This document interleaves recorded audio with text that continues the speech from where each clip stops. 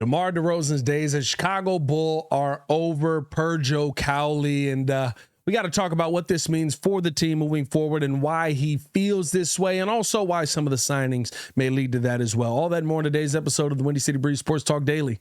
Let's go.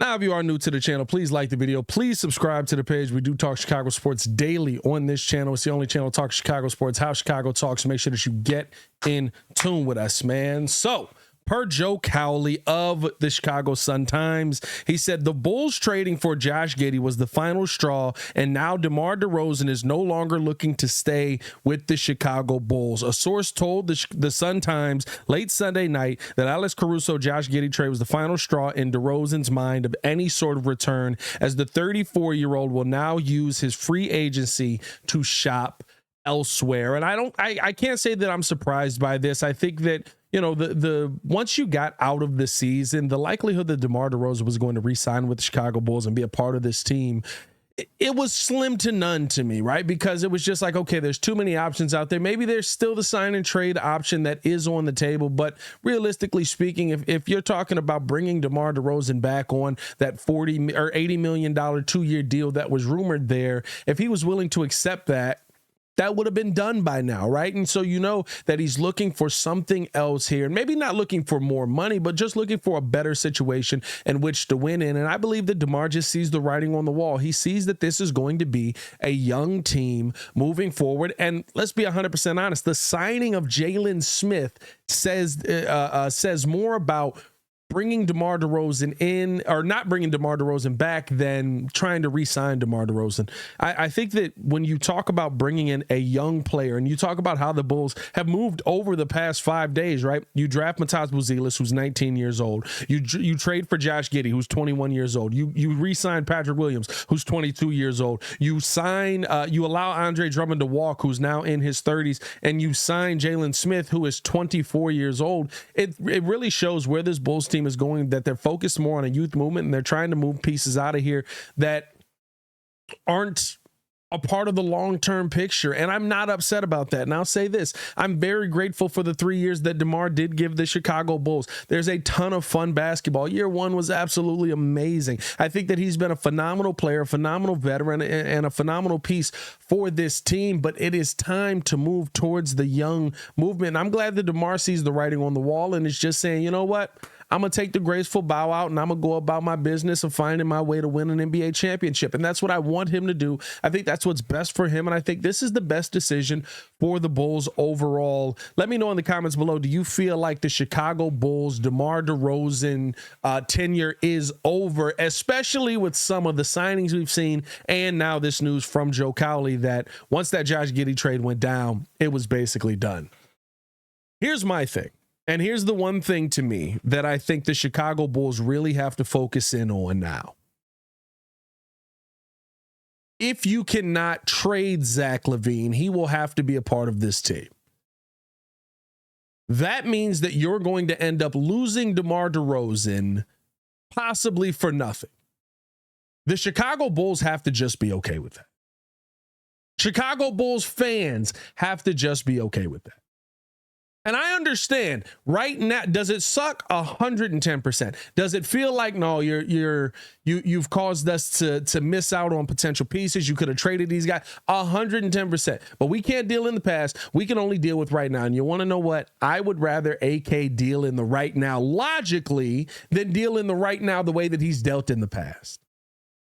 The conversation on the right now is that there's probably not a deal that's going to be done between you and the Chicago Bulls, or between you and DeMar DeRozan, and you are struggling to trade Zack LaVine by basically saying, we'll take your garbage back if you'll just take our guy off our hands. When you're in that situation, you can't sit there and try and compound issues. You can't sit there and try and, we got to fix this, we got to band-aid this, we got to put a patch on this, it's not going to work. Just accept it. It's okay. and move forward. And I think that's, to me, where the Chicago Bulls have struggled to do in the past, where you need to cut your losses with a guy. Maybe you need to not re-sign some people. Maybe you need to not sit there and overvalue the talent that you have on your team. That is what the Bulls struggle with. That's what Bulls fans struggle with, right? That's what we all struggle with, because we value our assets. We sit here, and when you come to this city, if you rep this city, if you play well for this city, we love you to the day you die. DeMar DeRozan will always have a place in Chicago Bulls fans' hearts. But the real conversation around, okay, what is the future of this team? DeMar DeRozan, now 34 years old, while still having a phenomenal season, is not the future of this team. He is a piece on this team that has been a holdover from a regime that really never got itself off of the ground. And realistically speaking, if you're talking about, okay, how maybe DeMar could be a veteran on this team that guides the team and leads this team to success, we haven't seen him do that with the young guys that are currently here.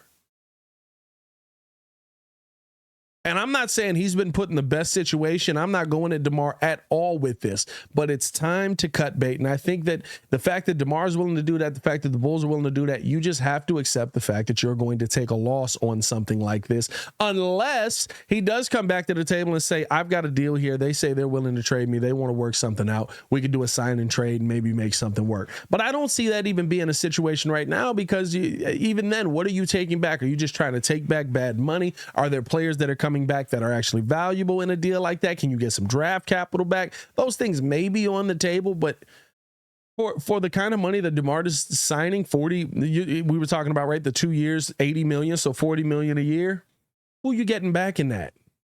Who are you trying to bring back? What veteran are you trying to bring in? And I'm fine with adding veterans to this team, but I just don't think that that's the way that you need to go right now. Focus on the Zack LaVine trade. See if you can work something out with that, because that's the more important of the two pieces that has to be moved. That's the more important of the two pieces that you have to look at and say, he has to come back to this team if we don't have anything next year. And we have to figure out how to work him into the rotation and play him the right way. So we'll see what this Bulls team ends up doing. I do want to know you guys' thoughts in the comments below, man. Let me know. Do you feel like DeMar's days are done here in Chicago? Do you think that there's a sign and trade out there that works for the Chicago Bulls? Right now, I don't see one that I think benefits us for the long term. Maybe if you traded them to the Lakers, right, and you get back some young pieces like Hood Schifino and you get some draft capital back, but you still got to find a way to make some money work in that situation. That's still a lot of money that's on the books that I don't know if there's players on the Lakers that I'm looking at like, yeah, bring him back. I'd take Rui Hachimura. I'd take a couple of names, but you still got to make some things work there. And I don't know if I don't know if that's a situation that the Bulls want to get themselves into. Although I would take Rui Hachimura if that was available. But like I said, man, let me know in the comments below. We'll be live we'll be live at 6 today with a special episode, of course, covering all the NBA free agency stuff, but also we'll be doing our Breeze draft, where we're going to be doing a full, basically, basketball tournament. We're going to draft our own teams. Everybody's going to be in there going at it and all of that stuff. And then we're going to let the simulations do what they do. We don't do that another day, but basically let the simulations do what they do and see who picked the best team. We'll see who's the best and who's able to come out with the best team overall. But hey, as always, it's your boy, Pat the Designer, back at it again. To continue watching our Chicago Bulls content, click the links on the screen or check the links in the description below. Y'all stay safe out there, Chicago. See you, Red Nation. Stand up. Peace.